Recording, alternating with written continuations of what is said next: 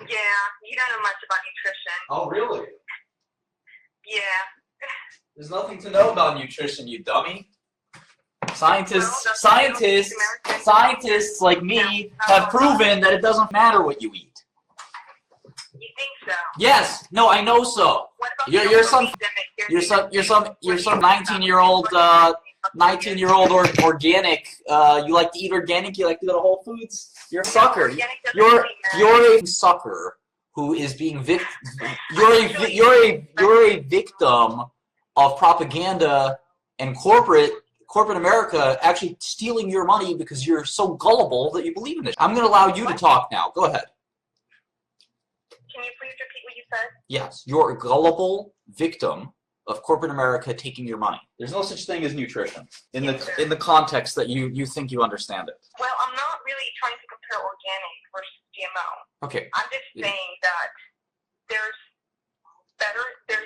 if you compare foods, for example, if you compare meat against like plant-based meat. Yeah. Plant-based meat is way better. Oh, really? You have the longitudinal clinical trial that proved that? Because I'm pretty sure it doesn't exist. Well, there's a lot of scientific. No, there's no clinical trial that ever proved it. Have you ever heard of Dr. Michael? Have you ever heard of a clinical trial, which is the only way you can prove an outcomes-based theory? Yes. Yes, there's no clinical trial for nutritionists. So you don't believe in any type of nutrition? I believe in science and evidence. There's no evidence that shows these diets make a difference. What? That's such a lie. Is there a clinical trial you can point me to on PubMed that was published in JAMA or New England Journal? That'd be great. I'll wait. You can point to some animal studies. You can point. I need a human clinical trial. Okay. Go to PubMed. Let me know when you find one. I know. I use PubMed all the time. Okay, yeah. So you can pull me a PMID real quick. Let me know. I'll wait. Okay, hold on. Oh, God. Yeah. There's a great study that proves mortality differences. It's a great New England Journal study that proved that extra virgin olive oil is just a gimmick. Well, I don't really like any type of processed. You eat like I'm eating a cup of fruit. Like my breakfast, I eat the same cup of fruit. I eat the same. Nothing is healthy or unhealthy. That's not true. It is. If you compare two things, one must be better than the other. No, absolutely not. Your body crushes everything into the same. Okay, so what do you think about like soy protein isolate? It's nonsense. What? It's nonsense. It's a gimmick, and you spend your money like a moron because you're gullible. It's not. I'm not saying that I buy like organic stuff. You know, like. It doesn't. I didn't say that. GMO. Like, if there's still nutrients in like genetically modified food. All I'm saying is that if you compare two types of foods, one must be better than the other. No. And it's not all the same. Of course, everything's not the same. But I'm not. And I guarantee you that anything you advocate for is nonsense, and has a cheaper alternative that's less commercial. Okay, so what about like artificial food dyes? Dude, and like Red 40 and like Yellow 5 and Yellow 6. They're irrelevant. They're all made with benzidine, which So? is like an animal and human carcinogen. Okay, look. You have. It's a lot worse than cancer. You have. Sorry. You don't have any qualifications. You don't talk intelligently. Clinical science is important. You're an insult to scientists. I talk to people like you all the time. Your evidence is important. Evidence. Okay, so I'm actually looking at an article Outcomes evidence. It's a paper, not an article. A published paper is what you should read, not stuff on Huffington Post or nutritiondaily.com. Did you say Washington Post? Huffington Post, nutrition websites, they're all nonsense. Okay, yeah, no. That's not what I'm pulling Go let me know PubMed. PubMed. Yeah, let me know what paper you're looking at. www.ncbi.net. You just tell me the PubMed ID. I'll put it in. Can you repeat that? PubMed ID, PMID. Let me guess. You don't use this every day. Well, my laptop is really slow. There's there's never been a long-term clinical trial of nutrition, one nutritional cohort against another. Ever. It doesn't matter. It's a silly trial. No one would sponsor it. Well, I know there's not much money into like nutrition and stuff like that, but I think it's really important to think about what one puts in their body, you know? Yeah, you're a genius. Because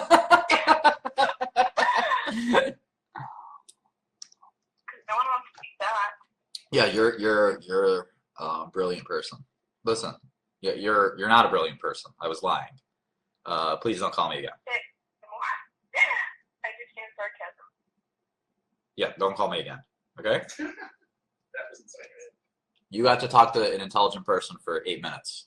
Congratulations. That should be enough to carry you through the week. Okay. All right, Shkreli. You eat your carcinogenic foods. Yeah, and, man. Die early like everyone else. These fruits are going to give me some cancer. You're right. I got to do whatever you're doing. Shouldn't waste your body like that. Yeah, man. This grapefruit is a death sentence.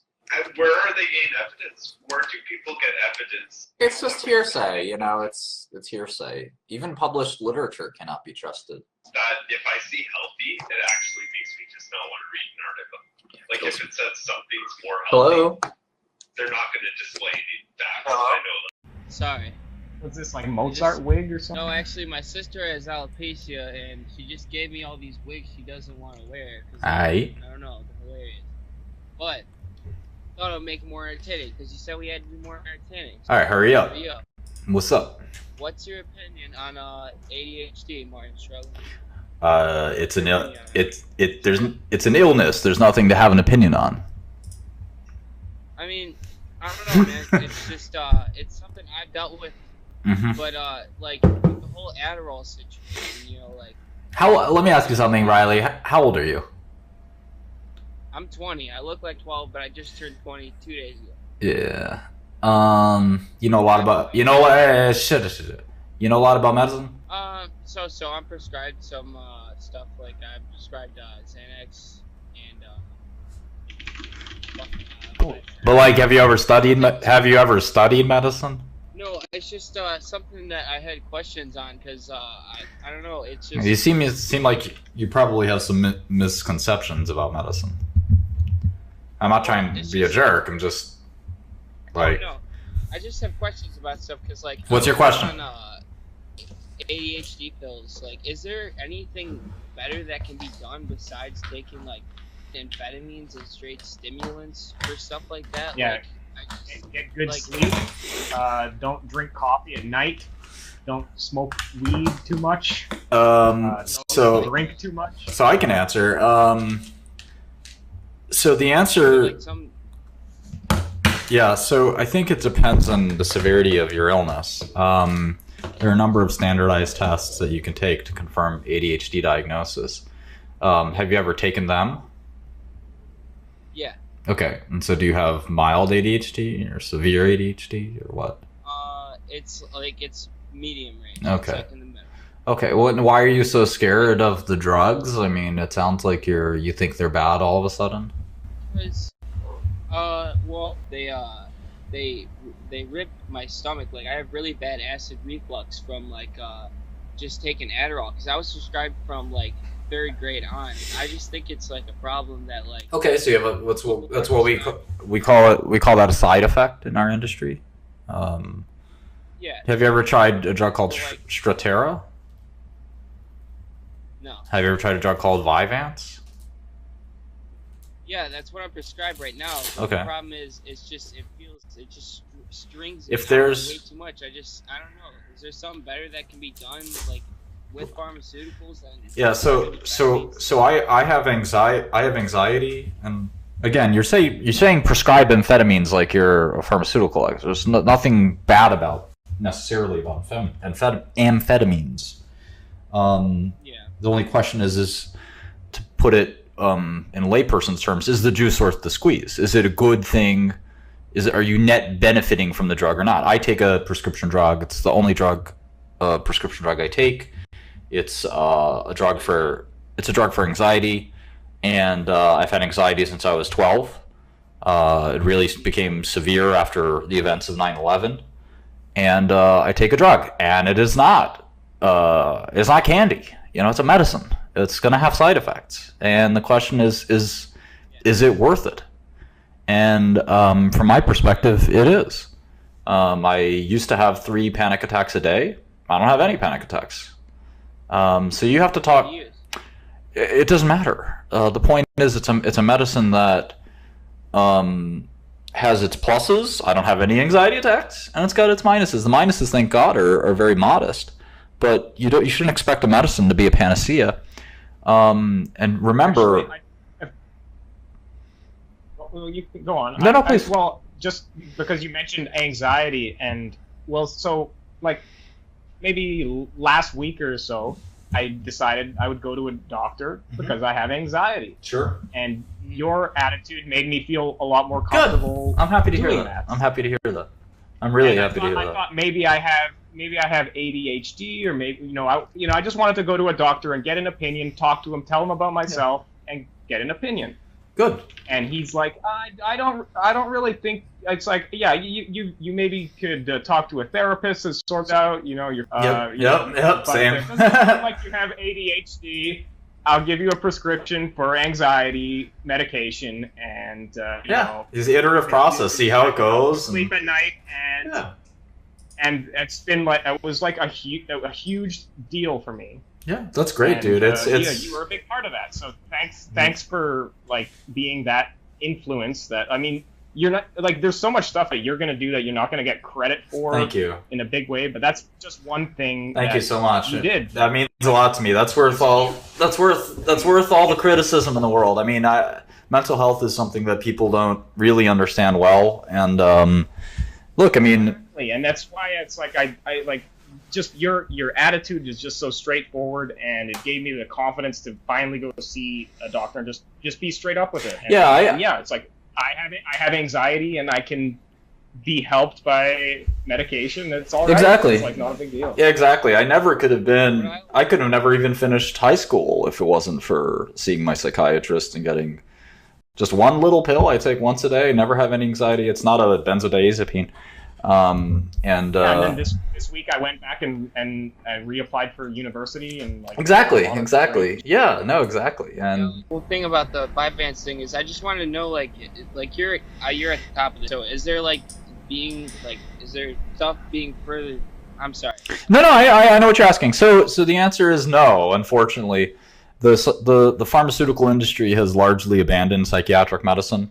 And that's one of the reasons for my 𝗟𝗢𝗢 price increase. I'm still sort of developing this drug called intranasal ketamine, which actually some people think could be a useful ADHD drug. I don't. Is that the HIV thing that went all crazy? No, that's the drug. That's 𝗟𝗢𝗢𝗢, where I raised the price. One of the reasons I raised the price of 𝗟𝗢𝗢𝗢 is that I was developing the first ever drug for suicidality, which is a mental health issue. In fact, there's never been a drug for suicidality, acute or chronic suicidality. So in any event, intranasal ketamine, the phase 3 programs will cost roughly $200 million. And to offset that, I figured raising the price of 𝗟𝗢𝗢𝗢𝗢 would be a reasonable thing to do. See, ketamine for let me finish. I'm answering your question very slowly, sorry. The ketamine for depression is a miracle. It's the greatest advance in psychiatric medicine in literally maybe ever. I mean, it's that important. Treatment-resistant depression and suicidality, not run-of-the-mill depression. And these are people who are suicidal, who have attempted suicide, who have failed multiple SSRIs, SNRIs. And so the point I'm making is that this is a drug that we know it works. There's no doubt. There's no experimentation really needed to determine whether or not it works. And it'll cost my company $200 million from start to finish. A new drug for ADHD that it's unclear whether one can be developed given the safety requirements, but assuming we can get a drug safe enough to use on a chronic basis, it would probably cost well over $1 billion on a risk-adjusted basis to get a new ADHD medicine. And I don't think it would sell too well because frontline medicines like Adderall would always be used. I think people want an alternative to Adderall and amphetamine drugs. But have you ever heard of Intuitive? No. Yeah, it's another ADHD drug. It's here, I'll send it to you. Okay. It's just it's hard. It's actually it's good to speak to you actually because you're in. Okay, I'll check this out. But mental illness runs my family like heavy. Like, Same. I don't just have ADHD. I have like anxiety like mixed with depression. Yeah. So, like with the Vyvanse, just it's interesting what you say when people want, like you say people want an alternative. It's not really people who. Oh, let me move my laptop so it doesn't die. People who just kind of like buy. I went to college and people buy Adderall and sell it crazy there, like all over the place. People who use. We have a friend named Billy the Fridge who does that. But like he moves weight. Yeah, you make a lot of money doing that. But after you take it for so many years and it just mixes in with the like depression and anxiety, it's just like it's hard to manage. And now I'm prescribed Xanax.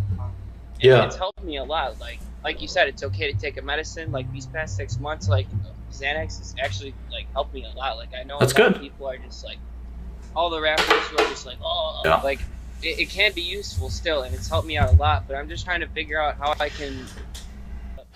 I think the biggest advice I have for you is to see a lot of doctors and try to find someone who you trust and you're willing to see often. And I can't look. There's no silver bullet. It's just not easy. Doctors have a handful of tools at their disposal. There's cognitive behavioral therapy that's also available. That's not, that there's no side effects from just talking. That's nice. So I think you can get out whatever you want to put into it. You can harness your so-called ADHD and turn it into something very powerful. Some great people have severe ADHD.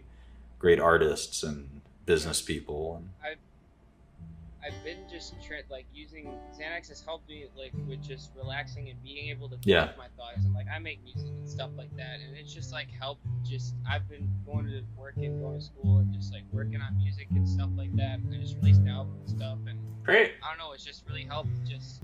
But like one other question I had for you would be like how would one use like ketamine to like, treat depression? Because like I don't know how.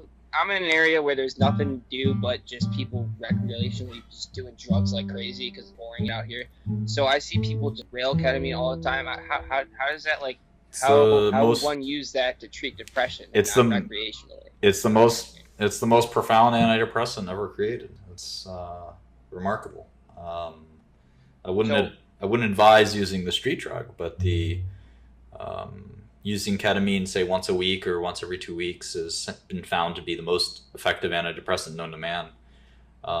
Sub-anesthetic doses, so I think the abused dose is probably 1 mg per kg. The anesthetic dose is 2 mg per kg, and the antidepressant dose is about 0.5 mg per kg. So I would ask your doctor about it. Most psychiatrists are not comfortable sort of doing it, but in any event, we got to keep moving, Riley. So I appreciate you coming in and everything. Thank you so much for